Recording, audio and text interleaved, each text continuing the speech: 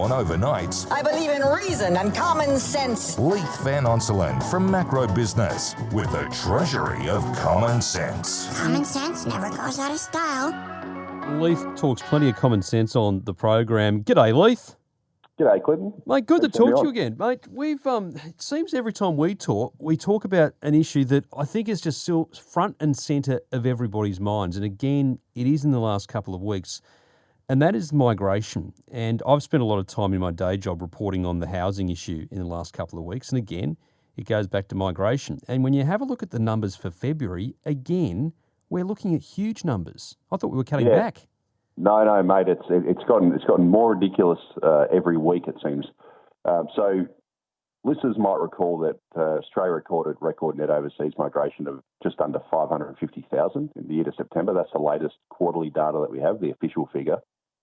But this week, the Australian Bureau of Statistics released its monthly permanent and long-term arrivals data, which is basically a proxy for net overseas migration. It tracks incredibly closely. And what it showed is that in February, Australia had the strongest monthly rise in migration, the strongest quarterly rise in migration, and the strongest annual rise in migration in the series history. So 105,500 net permanent long-term arrivals landed in Australia just in February. And over the February quarter, we had 172,400. Now, that was also a record. It's just all this means is that the huge immigration figures, the official figures that were reported of about 550,000 have continued into the new year. And what it also means is that the Albanese government's promise to lower migration to 375,000 this financial year, which was their December forecast, has been absolutely blown out of the water. If anything, we're probably going to record a figure closer to 500,000 for this financial year, which is just, off the charts migration. And just to give some local perspective, New South Wales had 99,000 net monthly arrivals and Queensland had 36,000 in February. Now, that data isn't directly comparable because that also includes short-term visitors like tourists and things like that. But regardless, we're talking about big numbers here. And this is basically the reason why Australia has a rental crisis. There's no getting around it. Australia's rental vacancy rate's tracking at a record low of about 1%. And this record boom in migration has occurred at the same time as the housing construction is collapsing. So based on the latest dwelling approvals data and the latest dwelling commencements data that was released earlier this month, if you annualise the latest figures, Australia's on track to build about 150,000 homes in the coming year. And that's about 90,000 less than the Albanese government's target to build 240,000 a year. And it's nowhere near enough to keep up with this population growth. So this migration boom means that the rental crisis is going to continue. We're going to see people falling into more financial strain. We're going to have more people being forced to live in group housing and more becoming homeless. It's all because our federal government stupidly decided to ramp up the immigration, open the floodgates into a supply-constrained housing market. And it's just an absolute, disaster. I can't say it enough, Glenn. Leith, on the actual migration numbers, how does the government get their predictions and their forecasts so wrong? If you look at what is likely to happen over the course of 12 months, 500,000 when Anthony Albanese said it would come down to 375. How do they actually physically allow those extra people in? Do they not just have a fixed cap where once you reach this number, we're not letting any more people in? No, they don't. So there's basically two systems, and in fact, the numbers are way beyond what they forecast. So in the 2022 federal budget, they said that we'd have about 235,000, and then they increased that to 400,000 about 6 months later, and then obviously we got the 550,000 in the year to September, and then they said it'll come back down to 375,000. So it's always ratcheted up from what they said. So they give you a figure, it overshoots, they then upgrade the figure, then overshoots again, and then they upgrade the figure, then overshoots again. That's basically what has happened. It just keeps getting higher than what they've said. And the reason for that is twofold. We've got basically a two-system migration system in Australia. So we have a permanent intake, which is capped. So that's capped at about 210,000 a year. Or 215,000 roughly once you count all the humanitarians and stuff like that. Now, that number is fixed. The problem is the temporary migration system is uncapped. So They can control the permanent. They can control how many people become permanent residents, and that's capped at about 215. But they can't control the temporary migrant intake. And what that means is they've got no control over the temporary figures. And what they're trying to do to get the numbers back under control is they're trying to sort of tighten some eligibility around student visas and that sort of thing, hoping that that'll then stem the numbers. But it isn't working yet. That's the problem. Like, the numbers keep going up, and they've done a little bit of tightening around English language proficiency and some other sorts of things. So, really just tinkering around the edges. But what they really need to do is just put a hard cap on it.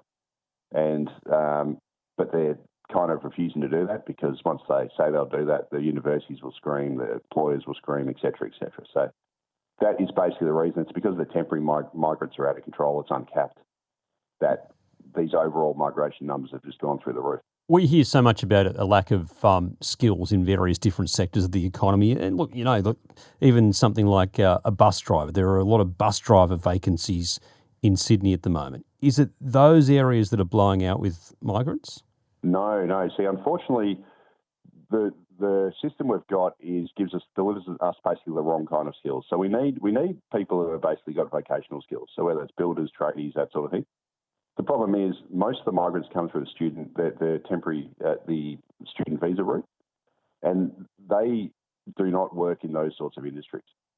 So I'll give you an example. The construction industry is one of the least represented industries when it comes to migrant workers. So about 33% of jobs in Australia are done by people who are born overseas, but in construction, it's only 24%.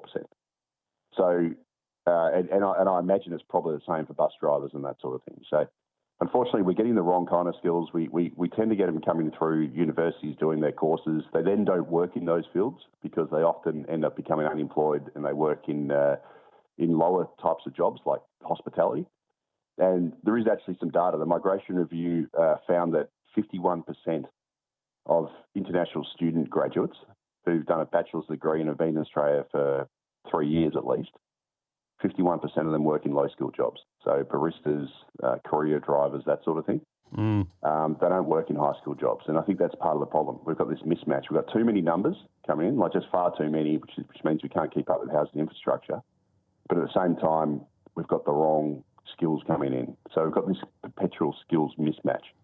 Last week, the Master Builders Association identified a shortage of tradies as one of the reasons housing targets won't be met. But if we bring in tradies from overseas, they're going to need to live somewhere. Yeah, so the Masters Builders Association said we need 90,000 tradies really quickly. So they want basically 90,000 migrants to come in. The problem with that approach is that it's it's a dog chasing its tail, or it's whack-a-mole is one way to describe it. So basically, if you bring in 90,000 tradies, right, to build houses, etc., chances are you're going to need about 90,000 homes for them and their families, because they'll bring their families along with them too. And then you're going to need extra nurses for the hospital care they need. You'll need extra teachers to teach their children. You'll need all these other things. So then you end up, if you keep going down that road of trying to do whack-a-mole and plug in holes here and plug in holes there, you then create shortages in other areas. And then just to give you a really top-level view of this, Australia's population's grown by 8.2 million people this century. That's 44%. Absolutely enormous numbers. And one of the reasons why immigration was ramped up was because the Business Council, the Australian Chamber of Commerce and Industry, and the Australian Industry Group lobbied the Howard government in 2001 to basically ramp immigration, because they said Australia faced skills shortages, and if we don't do it, we're going to go backwards. He did that. We've had basically 2 decades of high migration. We've had 8.2 million people added, yet skills shortages are worse than they've ever been. And all that tells you is it doesn't work. It doesn't work. You keep trying to plug holes, then you just create other holes because you create shortages in other areas. And that's basically what we've done for 20 years. So what's the answer? Look. I mean, definitely the answer in the short term is we need to get the numbers right down. So we basically need to have a migration system that grows at a rate that adds people at a rate that's less than the nation's ability to build homes and infrastructure. That should be number one. That's just a no-brainer. And then it just gets to things around skills. And I could do an hour podcast with you about all the things that we've done wrong with skills, from shutting down trade schools, from privatising all our assets so that our public utilities used to employ people out of university to train them up as, tradies and graduate engineers and stuff. And since we privatised that stuff, they don't do it anymore. There's no in-house training. But this is a long conversation we could have. Yeah. But we've basically stuffed it up left, right and centre, and then they've tried to use migration as a stopgap, but it's not working. It's just, if anything, I think it's actually making the situation worse, to be quite frank. I reckon a lot of it comes down to, in politics, we don't have a lot of long-term thinking in politics. No. And because politicians are looking every 3 years to the next election. So you talk about, whack-a-mole. It's all, patching over the problems. So addressing the skills crisis is something that's going to take decades.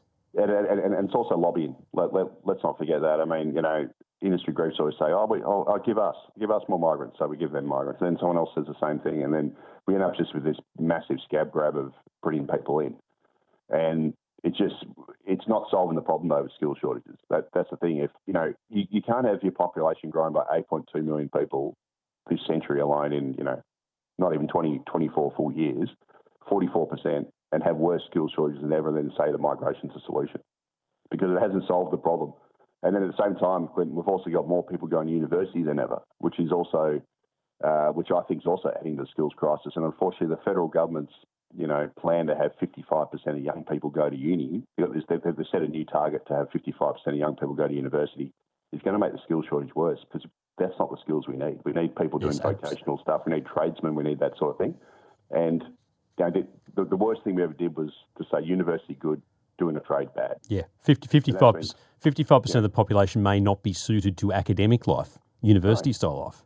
Yeah, and also, look, to be quite frank, we've got into a situation where we've got this massive credentialism in this country whereby jobs that never used to require a university degree suddenly require a university degree. Yeah. For no good reason. And that person would probably be better off not have wasted their time going to uni, or might have been a lot better off doing a trade. And so hence we've got shortages in trades. And we've got way too many people going to university. And the federal government, Labor, wants to increase that from 45% to 55% going to uni, which is just going to make the skills shortage and imbalance even worse, in my view. Yeah, spot on. Always good to talk to you, Leith. We'll catch up soon. Yeah, cheers, Clinton. Anytime. Leith Van Urselen, who is the co-founder of Macro Business. Dabble.